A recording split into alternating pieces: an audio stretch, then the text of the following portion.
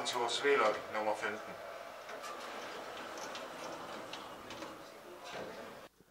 Her i Sønderborgs Produktionsskole har vi set den seneste forestilling, Blam, og vi kan kun sige, at den er hop.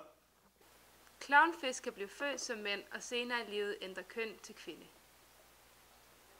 Her i tirsdags var KTU Medie ude at se Sønderborgs nye center Borgen, hvor der skulle være over 50 butikker og restauranter derude, så det er bare med at komme derud og kigge.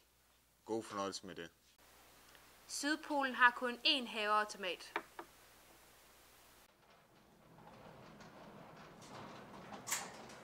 Tak fordi I kiggede med, og husk at like og subscribe, så ses vi næste gang.